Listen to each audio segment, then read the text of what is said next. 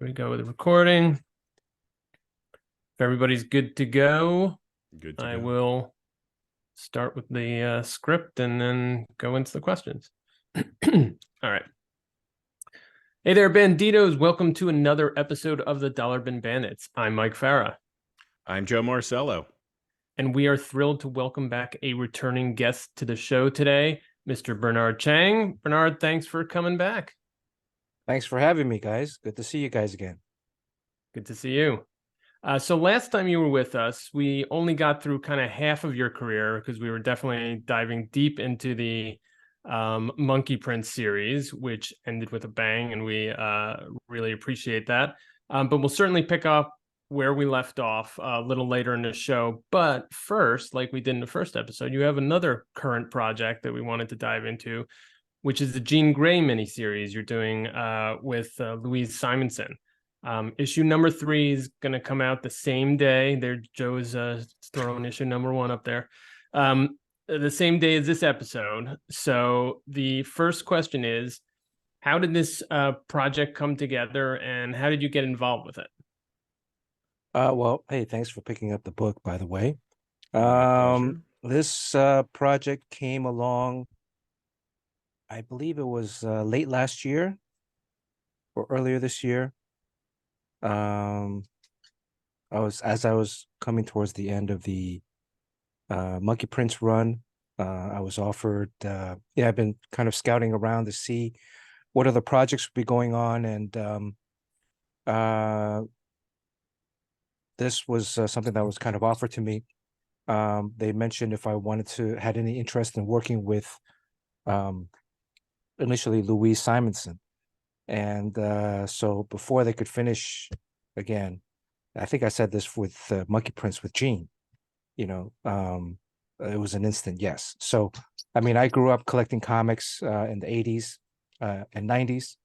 And so Louise was pivotal in writing and constructing a lot of the stories that I read, X-Men being one of the first books runs series that I would seriously collect as a teenager when I was really getting the bagging and boarding stuff and going back to those back issue bins. And this is also at the age when not all the books in the back issue bins were bagged.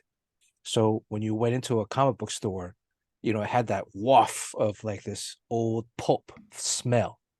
You can remember that it's like a jaunting of the memory. Nowadays, absolutely. Mainly just BO, but or like vinyl toys, you have that like plasticky kind of smell. But back then, a lot of comic book stores had this like old bookstore smell. And so as a kid going into reading comics, collecting comics, Louise was pivotal in writing a lot of the stories that I read.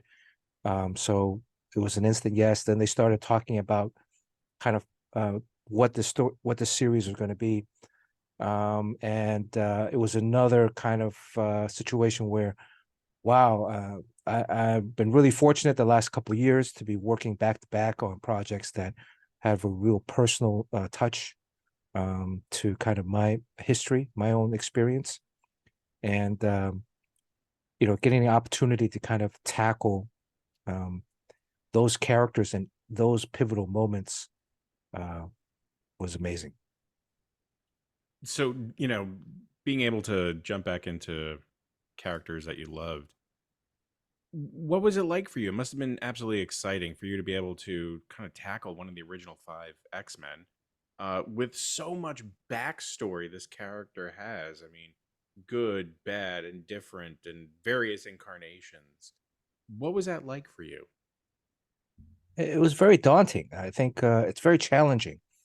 On one hand, they gave me the editors at Marvel sent me like a huge folder of PDFs of old books and new books to read. I was like, oh, wow, there's so much stuff. Also, from when I kind of stopped collecting seriously, when I got into college and kind of midway through high school, college, I really wasn't following the timeline as closely as possible.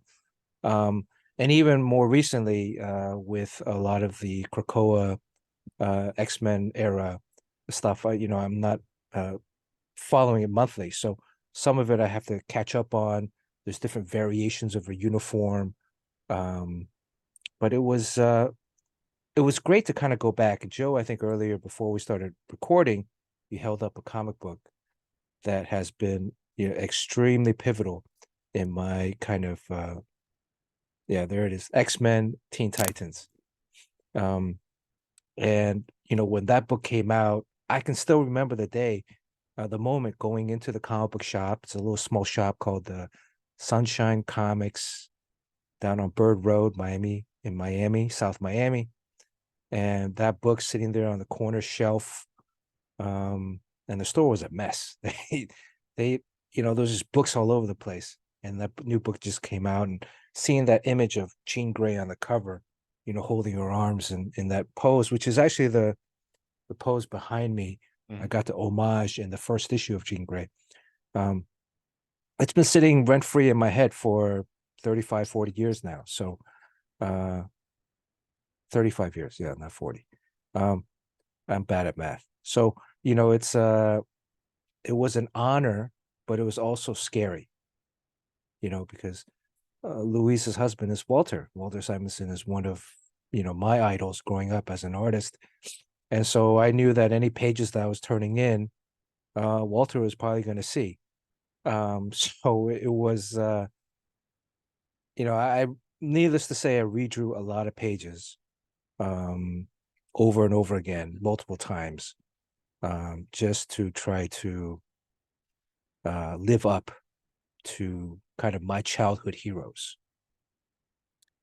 One question, as you're talking and you're talking about how you had to kind of refamiliarize yourself with a lot of the past as pertains to the X-Men. We've mentioned this in the past with various artists and writers over the years. And I think and I would love your opinion on this. One of the hardest things about the X-Men is that it's so vast. You can't just you're saying you want to catch up on the kind of the new goings on with Krakoa and all that sort of stuff. And I've been wanting to do that too. And I find myself attempting it and then just getting overwhelmed. Have you kind of found that too? Because there is so much. You can't just pick up one title or one, story arc. There is so much to cover as it pertains to the X-Men, at least. I think you could jump into any other character, whether it's the Avengers, Captain America, certainly Thor, the Hulk, and pretty much figure out what's going on, from that one issue. It hurts my brain to say that, I can't follow what's going on in the X-Men unless I have to do some major research. Yeah, I mean, the X-Men, there's so many layers to the X-Men, right? I mean, it's a team book.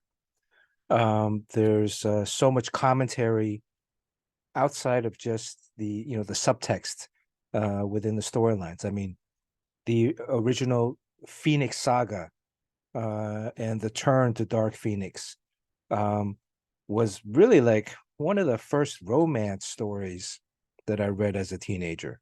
And the dynamic of the three sorry, whoops, sorry. Did you guys hear that? No. Okay. Like the dynamics of like the three, the love triangle.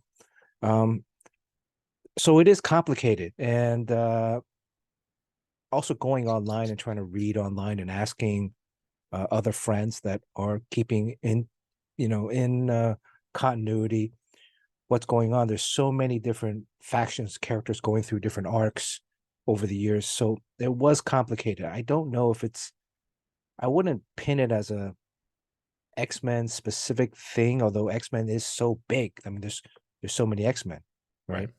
And I mean, even reading it, collecting it at the time, Storm went through her kind of arc where she then gave up her power, gave up her role as the leader of the X-Men, and went and started become the leader of the Morlocks, and then all of a sudden she's back. And Psylocke, I kind of missed this whole Psylocke era.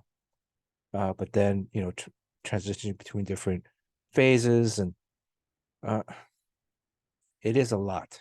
It is. But and also, again, not just in keeping true to the creators that came before me, the architects that built this universe that I read, that I cherished, but also to pay service to the fans that have been following the books, because I want to make sure that I'm capturing all the details, the nuances that they've kind of carried along, and made these characters last all these different years.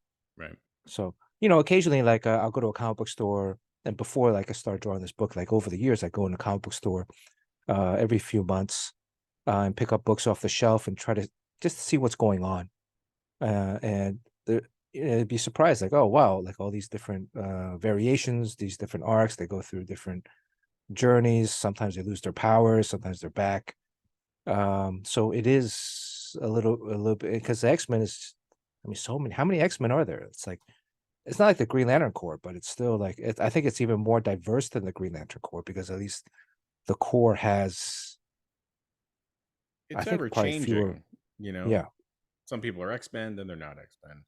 right. Or they're You're either, different. you like the Green Lantern's like, well, you're a Green Lantern until you die. That's pretty much it. But yeah, it's an interesting group. I mean, it makes for great reading, but expensive reading.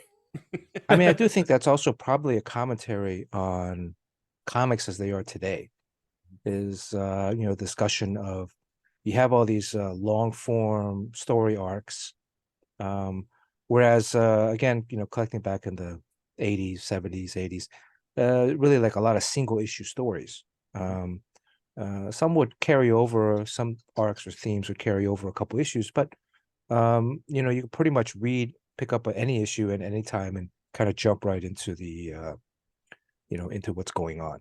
Whereas nowadays there's so many different things, there's so much history baggage that it does at some point turn off maybe perhaps people wanting to jump back on, and or like newer readers. So um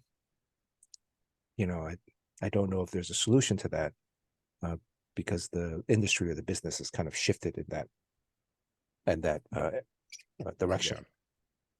I think one solution is what you and Louise are doing here and these type of series that give you, at least for me and maybe some other more lapsed fans, I guess, an entry point.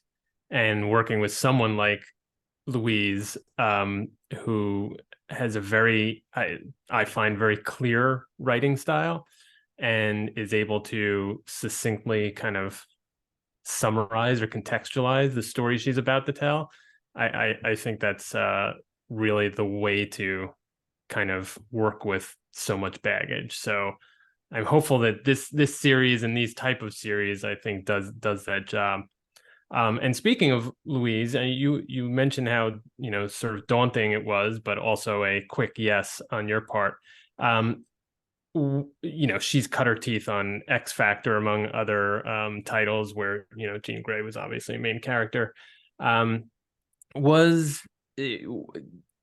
When you first started getting the scripts, what did you think, and how did you work with her as a writer artist combo? What was the collaboration like? Well, we went back to the traditional old school Marvel style, plot style. Oh, So, cool. which is what I started with, back at Valiant, with Bob Layton. Mm-hmm. So every time I work with a writer on a new book, I always ask, are they open to writing plot style? It gives me a little bit more freedom to kind of control the tempo and pacing, and just be a little bit more expressive as a storyteller. And Luis was, I think that was her intent also, to go in with it. So it worked out perfectly. And then a lot of it was just referencing, initially making the first double page spread in that first issue probably took the longest time, because there's so much referencing of previous events, and then making sure that the characters are dressed in the right outfit, like the even the terminology of the OG, is it the OG, what is the original team, or um Yeah. where, I call them the original five. Right. yeah, OG5, right? OG5, or is it OGF? I forgot. Reading online, like I'm reading like message boards too about like what people think about where First the direction class. of the characters were. There's just so much stuff there. I mean, you can consume.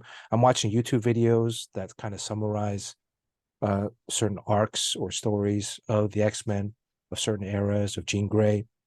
Everybody kind of has their own opinion. I think for me, the again referencing the uniforms, the specific moments, not copying the same shot, but taking the same shots that have been drawn and maybe expressing them in a new angle from a different vantage point slightly. So it feels like you're seeing the same thing, but you're seeing it slightly from a slightly different angle at times. Just like maybe the moment before or the moment after. Um, so and that kind of carried out throughout the entire series itself. Thank goodness it was only 4 issues. I think with this one there was a lot of research involved in going back again just to make sure that everything's accurate. That opening spread, I had a question for later, but I'm going to ask it now since you already referenced it, is magnificent. I think it's just a really well, first of all, wonderful to look at, but also a great way to revisit, all of Jean Grey's past exploits and also sort of contextualize the story that's about to happen. So uh, what I guess I'm gonna ask is, how long does something like that take to conceptualize and execute? Because it's more than just your typical page, I'd imagine, in terms of the effort expended. Well, Louise had listed out, I think there were over a dozen, baker's dozen beats that were essential to the story that's leading up. But then also some other ones that were kind of secondary that we needed to include. Um, and then she had included some reference images of pulled from the books themselves. Um, and then also looking at other artists have done similar type of layouts, especially with Jean Grey in previous uh, story arcs. Mahmoud had done a nice spread, double page spread. Um, and so part of the what I was trying to do was, the story was that Jean wakes up in the white hot room. And then there are these rooms in the white hot room that have images that reflect her past. So as she's walking through this maze, certain images capture her attention, which then kind of illuminate and then engross her into that moment in her life. But playing around with that, I was like, can we make it like a little bit less obscure that it's the white hot room? Because technically she just got killed. So, and in that moment of like sudden surprise of her death, I would think that there would be some kind of confusion as to where she would be. But then having it laid out kind of in a maze, a semicircular maze, uh, was probably the most efficient way to, so that you could see in a kind of almost an abstract way. So I didn't want it to be like a literal hallway with rooms in it. Eventually, later in the series, the room becomes a little bit more developed because she's gaining a little bit more sense of what's happening and what's going on. So, and that's all part of the storytelling process. So speaking of the original five, and we kind of touched on it, but you got to illustrate scenes in their original kind of debut costumes.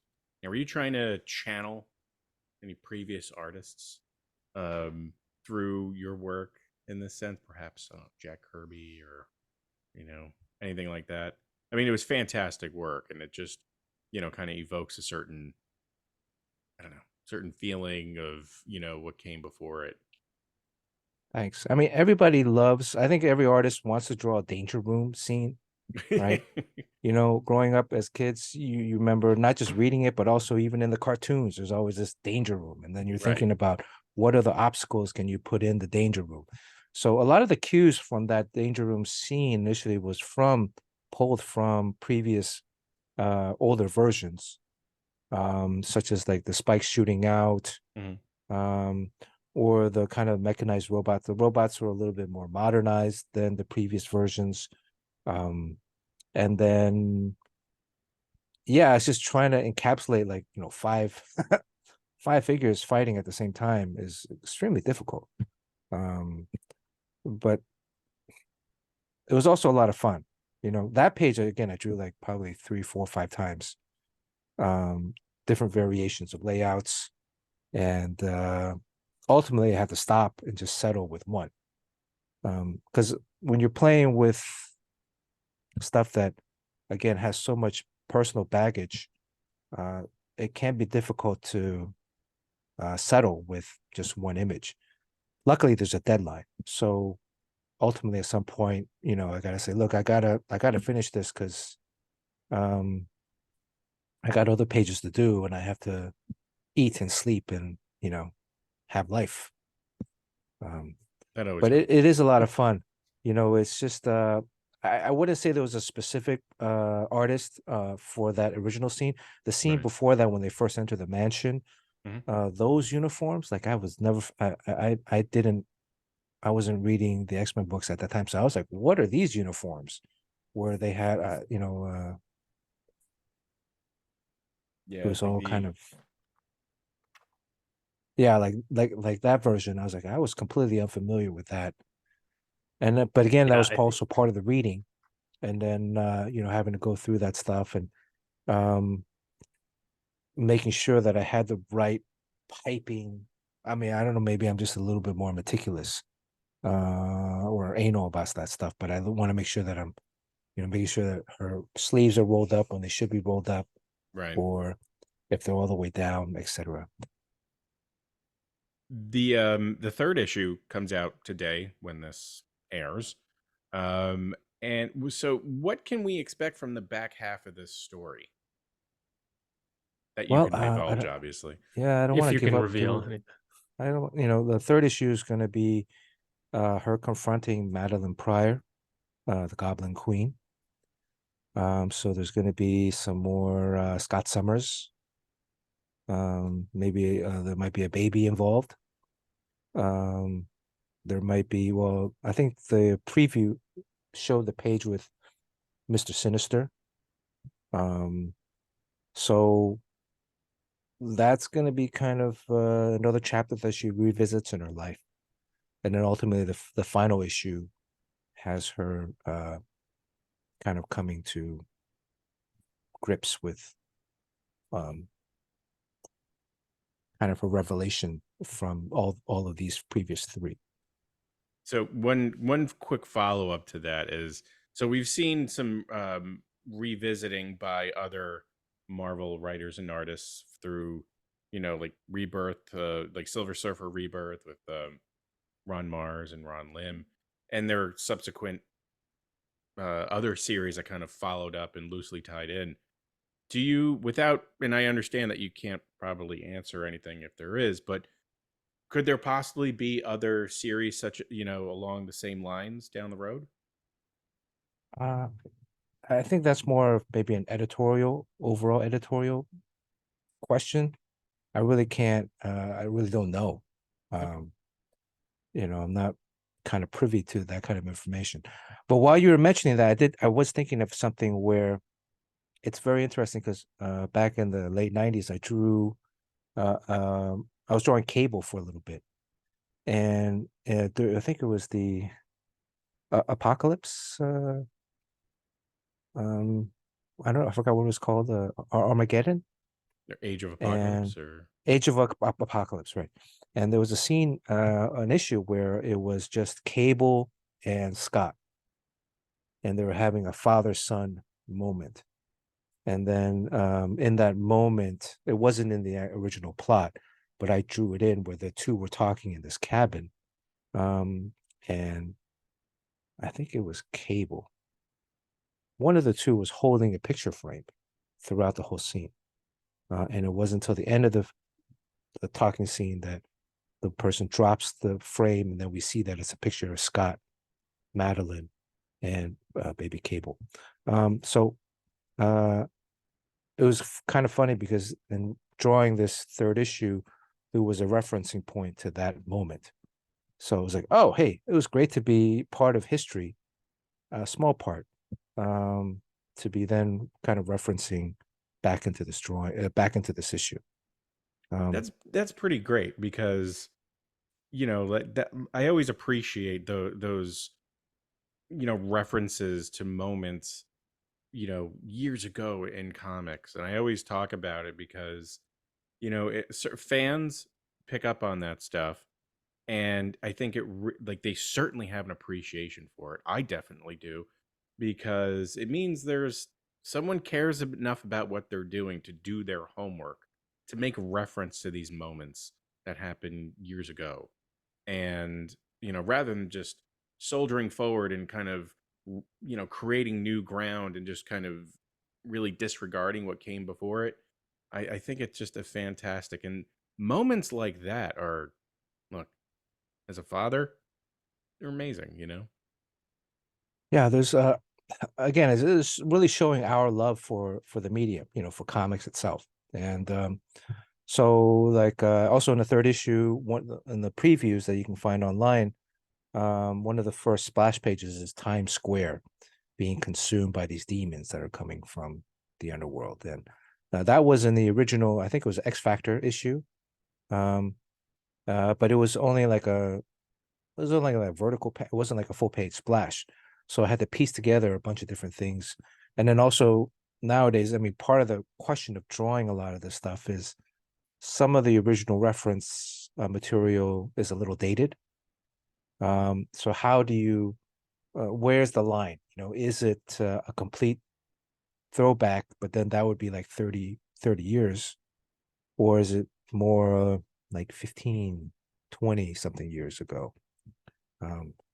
So like, how do you draw the cars? How do you draw the people? How do you draw the city? What did New York City look like at that time, etc.? So there was a little bit of juggling on that end. But it's fun, but it is just time consuming to do all of that referencing. But I do think like as an artist, as a professional artist, you have to pay respect to the story and to the craft. And so Very cool. Awesome. Well, we're looking forward to the last two issues in that mini series. But let's take a step back from the present and go back and pick up on your career in the early 2000s, I believe, because we left off in the last interview talking about your time as a concept designer with Disney Imagineering. So from that experience, if you can recall sort of the sequence, how did you find your way back to comics after that? Or had you always been, were you also doing comics while you were doing some of this concepting work? Some of those Cable issues I drew while I was still at Imagineering. Okay. So, because I would, when, as a freelancer, you're, your life is like you're drawing all the time, pretty much. Anytime you're not drawing, you're not making money. So, whereas like at a 9 to 5, your money is kind of what it is, and you get paid every 2 weeks. So at night, I'd be like bored when I get home from work, and I'd be like twiddling my thumbs, and then I'd have to find things to do. So you go out drinking, which is like not great. I mean, it's fun, but or you play video games, or you like go play basketball, or go to a bar or a club. But eventually I was like, man, I'm not being productive with my life. I can still be creative. And so I took on kind of like a second job that I would like do at night and on the weekends. But then after the Imagineering gig was over, I spent a bunch of years doing concept and storyboard work. Most of that was in advertising.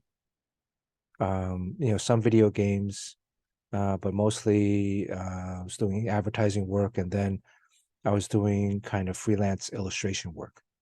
And it wasn't until 2008 that I kind of jumped back into comics more full time at DC with Wonder Woman. But there was about a 3-year period where I was doing mostly advertising work. It would be like a hired gun. I almost thought of myself as a professional assassin, where you have to show up with a briefcase and everything with all your work to these ad agencies. I'd have a handler that would assign gigs. So he'd be like, Monday through Wednesday, you're at Shia Day, and then Thursday you're off, but Friday you're at David and Goliath or some other place, or Deutsch, And when you go into these advertising storyboard gigs, they're very set and regimented in the sense of time. You work with the art director. They have a vision for their ad campaign. You go and you have to draw it out in pencils, and then you have to ultimately color it if they approve it. But you're also there, maybe like 1 or 2 people from your agency, and then there's maybe 1 or 2 other artists from another competing art agency. So I've always enjoyed that kind of competition where I'm trying to outdo the other guy first, Anyways, and then I got kind of bored and I started doing a bunch of work with the freelance illustration. I managed to, actually, I was directing some short films, considering a possible shift towards directing. But then I met Neil Strauss, who is a writer, and Neil and I began to collaborate on a bunch of his books, where I was doing illustrations in them. And then you kind of miss comics. Everybody eventually comes back. If you start in comics, there's going to be an arc where you come back. It's kind of like wrestling. Hulk Hogan might go away for a little bit, but when he comes back, he's still going to have the same crowd and roar. I can appreciate the reference. There's a nostalgic component to like comic book art. I mean, there's a lot of guys that like draw, they become your favorites, and then they disappear and go away. And then a few years later, they come back, and you still have even more fervor for whatever, special moves that they brought, right? But so, I was Sean Chen, a good friend of mine. He was going to San Diego Comic-Con. I would go to San Diego Comic-Con every year just to have dinner or play basketball with some of the other guys. And sorry, that's my bird. And then he was like, why don't you come and set up at Comic-Con in Artist Alley?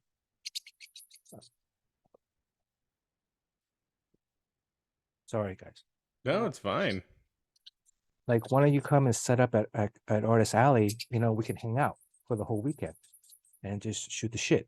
So I had all this artwork for Valiant that I never sold, right?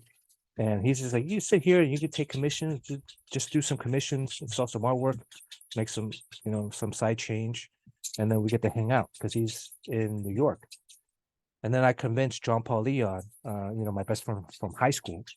I said, John Paul, why don't you come out too? Like all 3 of us, we'll just hang out, have a great time. And then John Paul's good friend Tommy Lee was also going to the show. So then the 4 of us would kind of hang out. And Tommy Lee had another friend, Trevor Goring. Trevor was more of a movie storyboard guy. He's going crazy. And so then the 5 of us said, hey, as we've been hanging out a few times at conventions, why not just form like a collective? Because I'm always like trying to get us to sit together so that we can hang out, right? I mean, if he's sitting all the way on the other side of the show, kind of defeats the purpose of hanging out for the weekend. So let's all sit together. If we're sitting together, let's try to organize our branding so that we were like kind of this collective or this studio. And then let's then all kind of like set, you know, let's we all have different fan bases. So we all have different art styles, but let's see if we can draw people to buy more from all of us. So like, some of them might buy Sean's work, would buy Tommy's, and then buy Trevor's and John Paul and mine. And so then we decided to put out a sketchbook. So the sketchbooks were really popular then. And I think you guys had Sean on a couple weeks ago for his Kickstarter. Yeah, very recently for Evermine.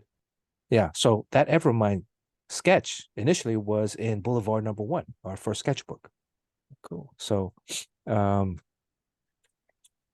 that's kind of how it started. And since going to the comic book conventions, you're hanging out with other comic book artists, you're hanging out with other comic book pros, publishers and editors would often come by. And eventually, I kind of felt like, all right, let me take a stab at getting back into comics. And because again, the medium itself is so rewarding from a creative standpoint. Being able to draw something, tell a story, and have your name on the book. When you're doing advertising work, storyboard work, any kind of work for studios, the pay is great. The work hours are great in that you have a lot of free time afterwards. But your name is like, buried in, unless you're like the very top guy. So it was and you have like maybe like a minute or two of like, oh, that's my work on, and then it's gone. So whereas the comic, that's all yours from beginning to end. So then getting back into DC like around, I think, 2008, right before the New 52. So I definitely want to get into want to discuss DC, but before we do that, I would love to hear about your work on the Black Belt Club, which is for Scholastic. Can you So that was into another, okay, so that was during that kind of after Disney Imagineering, during the freelance illustration period. I know one of my best friends from college, Kadir Nelson. He's a very world-renowned illustrator, painter. He has a lot of New York Times best-selling children's books. His paintings are in the Smithsonian Museum and the National Archives. He's done postage stamps, album covers from Drake to Michael Jackson. So I was with him at the NAACP Awards, which was like across from my old home in Studio City. And his editor at the time at Scholastic kind of took us there. We were there because he was winning an award. And so she and I started talking, and she had a new book that she didn't know what to do with, a new property. And I said, well, why don't we, like, it's a young reader, why not do like a half prose, half comic? You don't want to do a full like words because kind of boring maybe. But maybe you want to go full comic book because you still want to have words in it. So it seems more educational. So I kind of talked her into it, and she says yes. And that's kind of how the Black Belt Club kicked off. So it was an experimental kind of, where the writer, Don Barnes, she's actually a karate master. She has a whole chain of karate dojos around the LA area that mainly teach young kids karate. And so working from her story and then transcribing some parts that I felt could be, maybe punched up with a little bit more comic book action, and then other parts where it could be a little bit more expository. So, is that the right word, or that sounds weird? No, Expository, totally fine. exposition. I think Sorry, that was the right word. exposition. So, yeah, it was a fun thing. Sometimes things just happen Again, with networking or just with friends. This is just a complete from that first night. I really remember just hanging out with Kadir because he won the award. It was a big ass NAACP trophy thing. And I was like, dude, let's go in the backstage. And he's like, oh, we can't go back there. There's like also these celebrities, like The Rock was there and Alicia Keys was there. So we can't go back there. It's like, dude, you just won an award. Just carry that around with you. And so we got into like all these backstage places and he just flashed the security guard and, go ahead, come on through. So that's what I remember from the night. But then, it led to the Black Belt Club. Very cool. So life has its interesting twists and turns. Oh, for sure. And one of them you already mentioned, which is your long collaboration with Neil Strauss doing book illustrations, which I can imagine are, different than, well, maybe close to covers, I guess, but different than comic book storytelling illustration. So two questions on that. And then I think we'll get to the DC barrage from 2008 on, is, what made your collaboration with what made you sync so well with Neil that you kept coming back for project after project? And then the second question is, what is book illustration like, and how is it different? How do you approach it differently than comics? Well, Neil is extreme, highly intelligent, and always has a ton of stories. So it was just really cool hanging out with Neil. And I met him through another friend, Cliff Dorfman.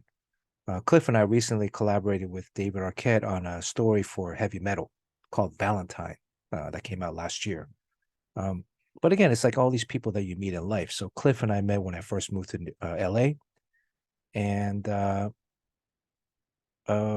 he knew that at the time he was shooting a short film. So he was like, hey, Bernard, can you help me storyboard this short film?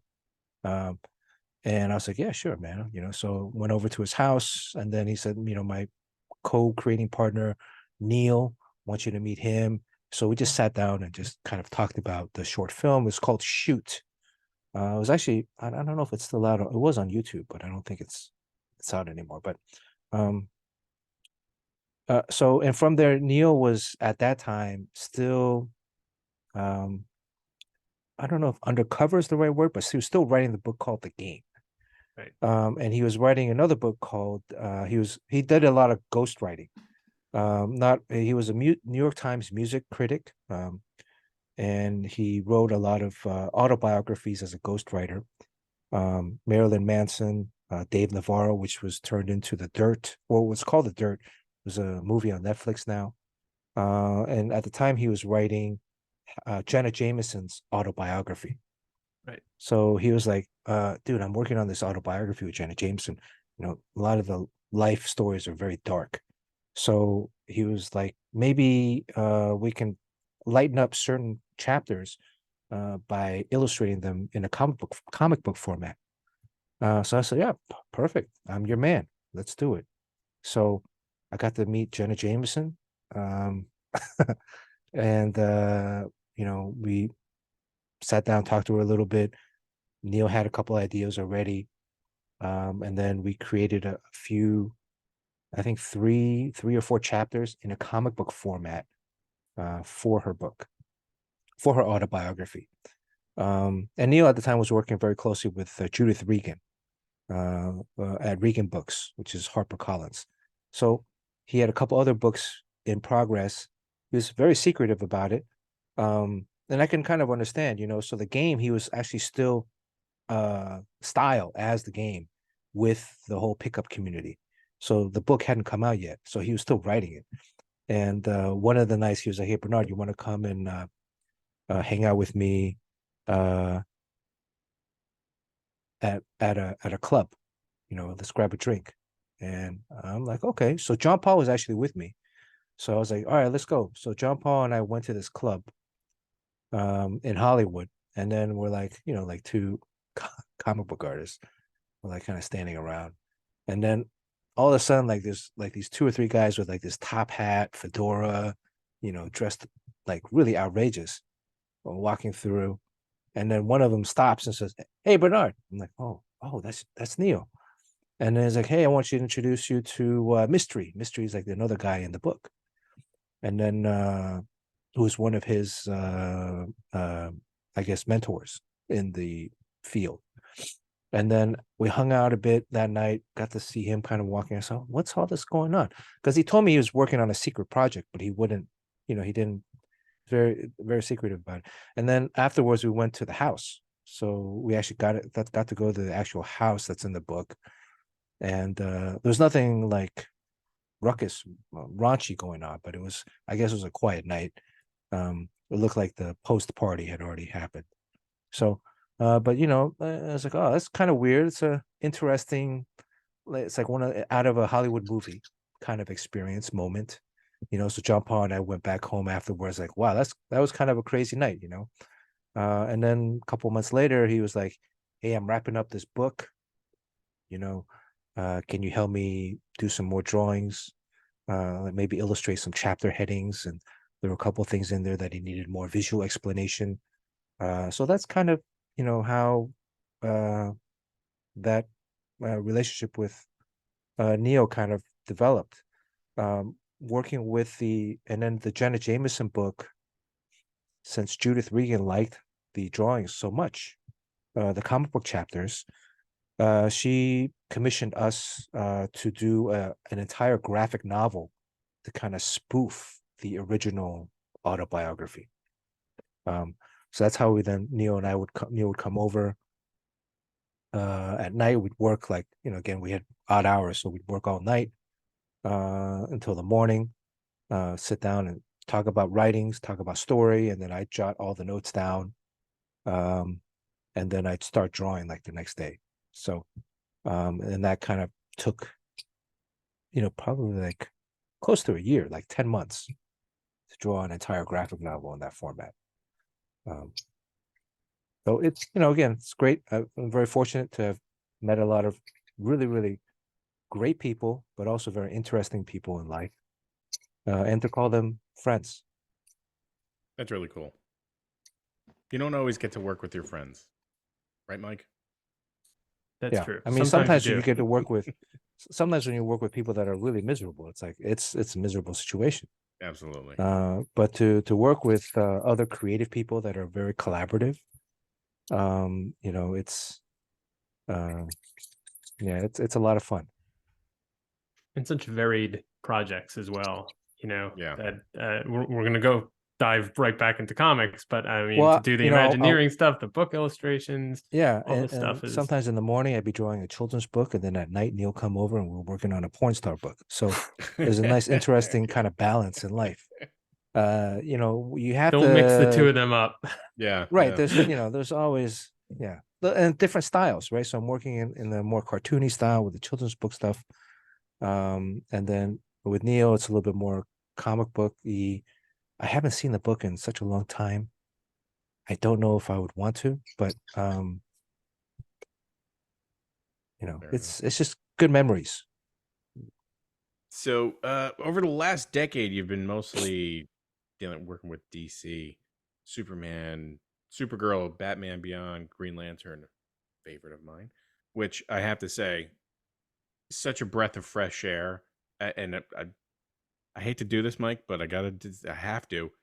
After the whole, Grant Morrison run on Green Lantern, such a nice change, because that was hard reading that stuff. But at any rate, Are you still reading Green Lantern now? yes. Okay. Yeah. Oh no, I love Green Lantern, and if I turn this camera, you'll see all the Green Lantern. Oh, it's all green on that side. Yeah. This is just the red, white, and blue in the middle. Okay. All right. And yeah, no, it's green there, and yeah. So what did you like about DC characters? Like, what really what kept you there, and what was your favorite to work on during this period? Well, again, now this is not going back to like going to all these comic book conventions with JP, Tommy, Sean, Trevor. During the course of that, you'd meet a lot of editors, and you know, I'd also meet like Dan DiDio, and you grab a drink, grab a meal together, and eventually he's like, "Do you have any interest coming back and doing, interior work again?" And eventually one day I was like, "Yeah, sure. Hey Dan, let's. You want to grab a meal?" We went to this diner on Sunset Boulevard, a very Hollywood kind of thing. I had actually known Dan back at Valiant. So like my life is like intertwined with a lot of webbing, right? So when I was drawing Dr. Mirage, issue 13, there was a guest star with Walt Willey, who was an actor on All My Children with ABC. And so the liaison with ABC was Dan DiDio. Dan was working as an executive at ABC at the time. So I met him, I think once or a couple of times. We talked on the phone a bunch to make sure that everything was, all the T's were crossed and the I's were dotted with the ABC portion of that, or the Walt Willey portion of that. So Dan was like, let's grab lunch. We grabbed lunch. He was like, what would you like to draw? He wanted me to initially draw Teen Titans. He was like, would you like to come back and draw Teen Titans? And I was like, I don't know if I want to draw a teen book. First book back, teen book, it's tough. You got to draw like 5-6 characters every single page, and the bad guys, and it's just a lot of drawing. I said I would my first choice would be Wonder Woman. I think Adam Hughes had finished Wonder Woman. Terry Dobson was drawing it at the time, or right before, and I was like, I'd like to draw Wonder Woman if I can. And he's like, well, someone's already on the book. They've already signed somebody. It was I think it was Aaron LaPresley was going to be the main guy. And I said, well, look, I'll be the Mariano Rivera, right? Kick me a couple issues here or there, and then if he needs a break, I'll do those 2 or 3 issues, and then he'll be the main guy, but I'll be your closer. So I'll be your relief pitcher. And he was like, oh, that might work out. And then of course there's the Hollywood thing where you're talking about, well, what's the rate, right? So he wrote a number on like a napkin, flipped it over, and then slid it across the table, so okay, all right, well, so it was interesting. That's kind of how it started, right? And then like the next day or two, they're like, hey, get a call from the editor, email from the editor, and like, welcome aboard. We have they're working on a couple issues. You're going to work on one like 4 or 5 months down the road, just to get started. So I had like a single issue. No, I started with 2 issues. It was a Green Lantern arc, kind of. And yeah, so that's kind of my intro. And after that, I was like, because I wasn't sure like about the timing. Again, scheduling, drawing a monthly book is very intense. I've been doing this advertising work, storyboard work, which is much looser, and it's also a different format. So it's like an athlete. An athlete has to run, has to jump, has to throw, but you have different rules of engagement, and so I wanted to make sure that I could tackle kind of a monthly schedule. And so after that, I was like, hey man, throw me as much work as you can. And we just kind of kept things going. And then shortly after that was, Gail was writing Wonder Woman, so it was great to collaborate with her as well. She was very open to like ideas and stuff. And then shortly after that, the New 52 rolled around. So that kind of just kept my hooks in DC. Were you happy with New 52? It was exciting. I think, again, it addressed a little bit of the problems that you were mentioned before earlier with the X-Men, and that there's so much history, and where do you jump in? Right. And so I think for the New 52, relaunching it at that time, it did bring in a lot of readers. or new readers or old readers that had lapsed. So it was a good jumping on point.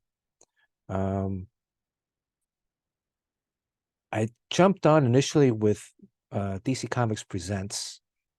They had a Dead Man story with Paul Jenkins. And I had actually, they had offered a couple other books that I passed on, which now looking back, like, I don't know, maybe I should have taken them. I mean, that's kind of like life, right? You look back and like some books at the time, you're like, I don't know. But then you see how they performed and you see how it came out, and you're like, oh man, I could have drawn that in like 2 or 3 weeks. It would have been a much easier time. But working with Paul was great. We actually got to have a meal beforehand before we started, just to kind of exchange creative ideas. So yeah. And then I think after that was a Vandal Savage, and then Demon Knights. So, and Demon Knights was right before Green Lantern Corps. But Demon Knights was actually probably a ton of fun. In that, oh no, then there was Superman, Supergirl. Sorry, and then Demon Knights. But Demon Knights was one of the most fun books that I drew at DC. I didn't think I was going to have any fun on that book, because it was like a medieval fantasy type thing, and I'm not really into that genre. But the Game of Thrones had come out, I think, for a season or two.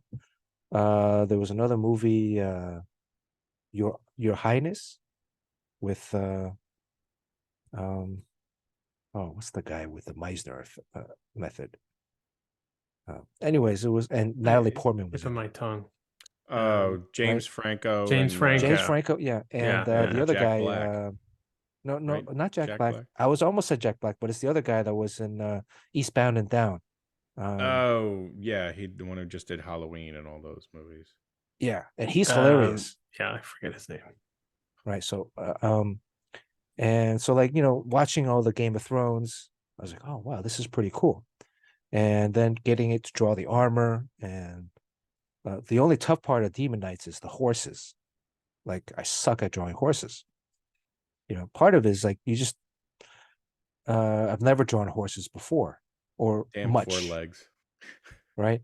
Yeah, and it's like if you don't draw it a lot, then it just you have a difficult time drawing it. You just have to spend extra time drawing that stuff. So like animals, horses, it's just a little bit. So I think the first few issues, the horses were all whack, different sizes, different, too small or too big. By the end, they were still kind of whack, but they were a little bit easier. Like, it was a little bit closer. So if I was given maybe 6 more issues, I think I would get it. Danny McBride. Danny I was about McBride, to say yes. Danny McBride. Thank Yeah. We were all, I'm sure, all hilarious. Googling it at the same Yeah, time. I was like, I know this name. I know it. Yeah, I was a huge fan. So, an aside, at the time, I think I was like a lot of people. I was like, "What is DC doing in my DC?" So upset, and I harbor some feelings. But looking back at it now, I will say, to your point, it made me appreciate other characters more than the usual suspects. More than just Batman, Superman, Wonder Woman, all that sort of thing. There are a lot of lesser familiar. I don't want to say secondary, but characters that you're not necessarily really paying attention to that I began to pay attention to and really appreciate. If anything, that's what I take away from that whole New 52 thing. I'm still pissed off that they took away all the Teen Titans stuff that was happening before that, because that series was really hitting its stride, in my opinion. But whatever, I'm just an old fart now, so it doesn't matter. Before I know Mike has a question, but I just would love to know: is there a character that you would love to tackle, either for DC, Marvel, what have you, that you just haven't had a chance to do so? That I haven't had a chance to. One of my goals at DC was to draw all the members of the Super Friends, or main cast Super Friends. Again, that you have these childhood bucket list things to do, and Super Friends I used to watch every Saturday morning. So I guess the only people out of that was maybe Flash. I really haven't drawn a Flash book. I think I could do a pretty good, interesting take on the Flash. Aquaman I drew kind of in Monkey Prince. He appeared in 4 issues. He's a little bit of a pain in the ass because of the chainmail armor.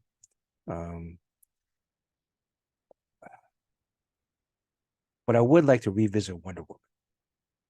You know, since it was my first book back, there are certain things that, looking back at it, because I get a lot of people that bring those books back that get signed at shows, and so every now and then I'll flip through it and just to kind of, you know, remember what was happening. And like I sometimes I think to myself, man, I really wish I can get a stab at that now, because I would draw this very differently, not just stylistically, but storytelling wise. And like I look back at stuff, there's always mistakes that I had made, that now with older, wiser eyes, you know, hopefully I wouldn't make the same mistakes as a storyteller or as a draftsman. Just at New York Comic Con, somebody brought back a book that I had drawn. It was for Disney, for Prince of Persia. And like the first page I flipped to, like there was this face. I was like, oof. I don't know what I was thinking at the time when I drew that. And it you know, it kind of F's with you a little bit, because you, as an artist, at that time, you thought that that was a good drawing. And now looking back at it, it's like, it's not the best drawing. So are there things that I'm seeing now that a couple years from now I'm going to be like, "Ooh, what was that? You know, what was I thinking back then?" There's a lot of questioning. But yeah, so Wonder Woman. But I guess if there's another character, I mean, I would have really liked to re-explore Nightwing. You know, I had a little run on Nightwing, but it was during a very challenging time in my life. Like I spent half of the issue, most of the a good couple of the issues. My father had just fallen into a coma, and he eventually passed away at the end of the run. So it was like, you know, going to the hospital, sitting by him during the day, and then helping him through his temporary rehab, and then going back to the hotel, and then trying to draw pages, then going to sleep, and then trying to wake up in the morning to go back to the hospital. So it was just like at some point, like my heart wasn't really into the work, and so that, you know, that would be another opportunity to kind of maybe another character to revisit. But yeah, you know, when people bring books up to get signed at shows or signings, it's a flashback through time, because like for me, it's like a personal mental diary of when I'm flipping through the pages. I'll almost remember what was happening in my life in that moment. And I think a lot of artists have that attachment to the work. So on one hand, it's great. On the other hand, you know, if it's attached to certain other kind of memories, it can be kind of a weird or awkward space. Totally understandable. I can imagine it's yeah, it can bring back both good and bad memories. So before we close out, I wanted to you mentioned Demon Knights as being kind of a high point, maybe an unexpected high point for you sort of creatively. I'm curious, anything else you may want to highlight, but I'm sort of a little bit more interested in Batman Beyond. I do see a credit for at least one issue where you were writer or co-writer. What was that experience like? What was it about Batman Beyond and that run that made you feel like comfortable to, take on the additional role? Well, the other thing about Demon Knights was I got to work with Marcello Maiolo. And so Marcello, the colorist, and so Marcello and I have been working together ever since Demon Knights. So it's been a few years counting. But Batman Beyond was written by Dan Jurgens. So Dan is a tremendous artist writer. So he's the artist writer. I mean, he's an artist himself. And so when he wrote, we worked in a plot format for most of the series. When he wrote, he was tossing me softballs to hit home runs with. So I had watched not that much Batman Beyond, but I've seen episodes, but I wasn't like a tremendous fan of that animated series. But working on the book again, going back and rewatching a lot of the shows, the animated shows, kind of began to develop like an appreciation for that storyline. Did you have, Mike, a favorite Batman? Would you grow up as a Batman Beyond fan, or? I was. It was a little. I think, starting to wander away from comics at that point when the series had come out, because it was kind of post animated series. I think I was, in what everybody typically calls sort of like the there are girls there now. Right. And then you eventually find your way back to comics. So I really like the concept, but I noticed while I was looking through your bibliography that you did, quite a decent run with Batman Beyond. And so I was sort of wondering, and also that you had at least one issue where you were a writer artist. And so I thought that must be a special book. Oh yeah. For So you. Dan and I worked. He worked on it a little bit longer than me after I had left the book, but we were on it for 2.5 years.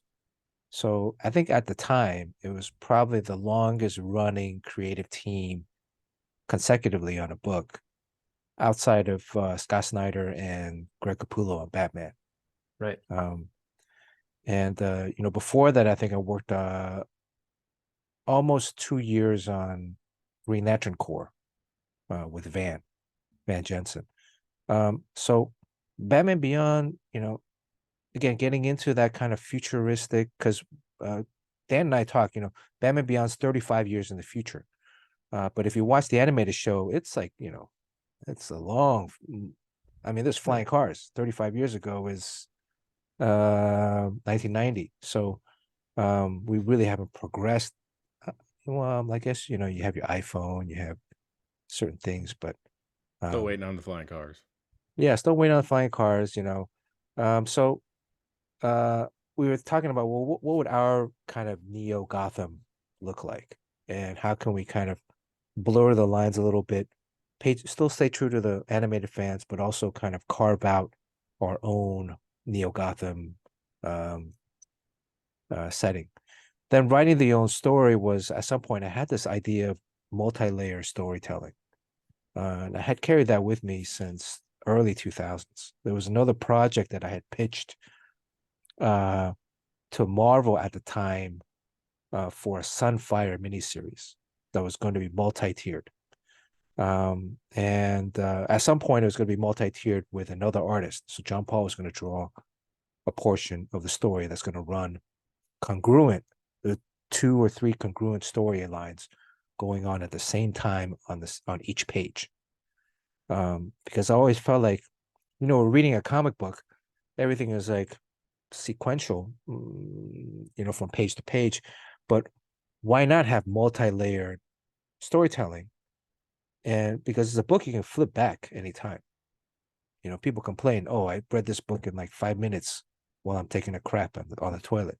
Well, okay, well, why not have a longer reading experience when you do go back? Because as a kid, I would go back and look at all the art details and read something and then go back and look at this other stuff and then go back forward. So let's take advantage of that. And so I really was thinking, really focusing on multi-tier storytelling with different plot lines going on at the same time. One might be in the past, present, and future, or however it mixed up. So initially I had pitched a miniseries or a 3 or 4 issue arc idea. But Jim Chadwick, the editor, was like, well, I'll give you 1 issue. So I was like, okay, all right, let me try to consolidate all that down to 1 issue. And initially I had wanted to incorporate Static, like a futuristic Batman Beyond version of Static as his counterpart. But then he's like, well, that character's off.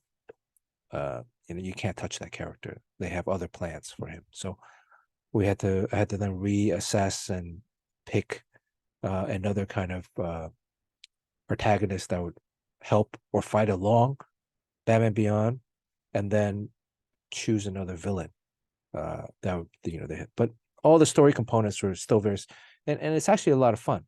We're drawing comics. There's kind of 3 different main thrusts. One is technical, the actual drawing itself. The other is problem solving, because you get the script or the plot from the story from the writer, and now you have to solve that problem. How do you convert that into pictures that make sense, that makes emotion, that makes dynamic thrills or solemn moments? How do you do that? So writing and drawing is like the ultimate kind of a collaborative or ultimate combination of all of those forces. So it was a lot of fun. It was very challenging. And then at the end was like trying to figure out how to tie the whole story up in 1 issue. How does Batman Beyond solve the problem? And for like almost a week, I couldn't figure out how to get the bad guy in an interesting way. And one day I'm driving out in the street, and I'm stopped at a red light, and I'm looking around, and I see like these dark circles, these black circles at the intersection, and that's where like all the magnets are. So when your car goes over it, it'll signal that there's a car waiting, so that the light will turn green at some point.